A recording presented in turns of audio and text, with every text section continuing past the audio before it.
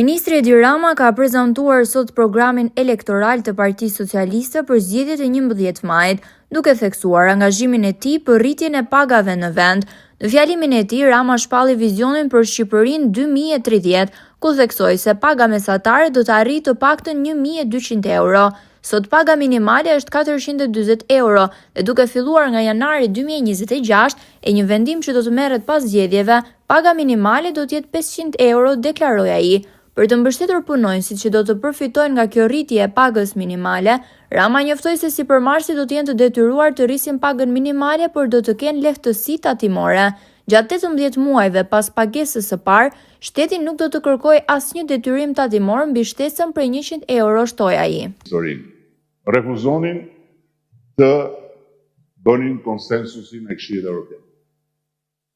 Megjithatë, ne nuk u dorëzuam asnjë ditë dhe zhgënjimin nga refuzimet arbitrare 3 herë rresht të rekomandimit Komisionit Evropian për çeljen e negociatave e kthyen për vite me radhë në një forcë të shtuar për të punuar, njësoj sikur t'i kishim hapur negociatat dhe për të përparuar duke ndjekur të gjithë hartën e rrugës së negociatave, për të qenë gjithmonë gati sapo të vinte dita jonë.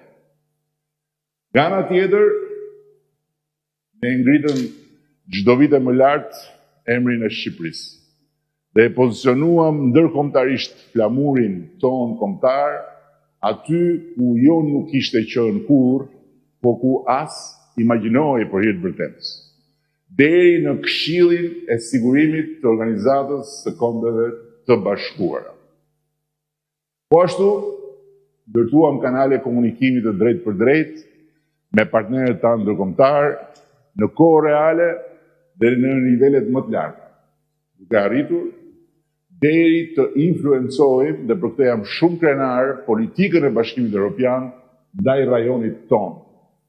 Dhe konkretisht, plani i ri i rritjes, i cili solli një mbështetje financiare ekstra për vendet e Ballkanit Perëndimor, nisi këtu në Tiranë nga takimet bilaterale dhe u përpunua gjatë gjithë kontakteve, qoftë me Brukselin, qoftë me kryeqytetet, duke i bindur aktorët kyç politikës evropiane se duhej bërë një sforco ekstra, në ndërkohë që vendet tona vazhdojnë procesin në rrugën e antarësimit.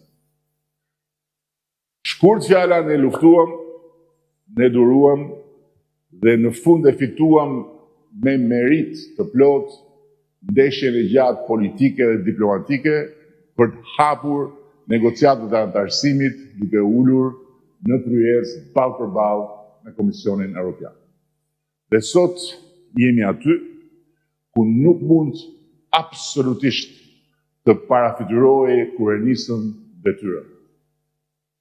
Dhe kur Shqipëria shihej në rastin më të mirë me keqardhje, në rastin më të zakonshëm me mosbesim të plot dhe në rastin më të keq me përçmim. Pse jemi aty ku nuk mund të imagjinoj? Jo se hapëm negociatat, por sepse sot ne, Shqipëria, kemi në tryezë një plan të dakordsuar me BE-n për të mbyllur negociatat për 2 vitet e ardhshme. Dhe për herë të parë kemi në dorë mundësinë historike, mundësinë reale, mundësinë aktuale që të hymë Bashkimin Evropian, të hymë tani brenda kësaj dekade, jo në dekade e ardhshme, sepse yjet janë rreshtuar në favorin tonë. Ylli i fatit tonë është rreshtuar me yjet e fatit të Europës. Dhe po e përsëris, këtë mundësi nuk e kemi pasur kurrë, sepse për herë të parë nuk jemi vetëm ne që duam të hymë sa më parë në Bashkimin Evropian, por është edhe Bashkimi Evropian që kërkon të na marrë brenda në gjirin e vet sa më parë.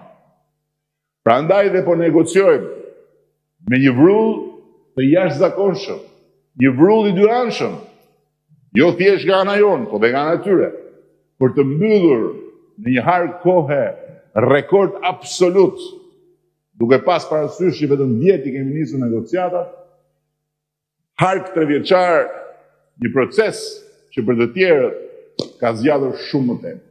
Duhet t'ja u tregojmë njerëzve, duhet t'ja u vëmë përpara syve realitetit, dhe duhet të gjithë ta marrin pak me mend që Mali i Zi i ka nisur negociatat në 2012.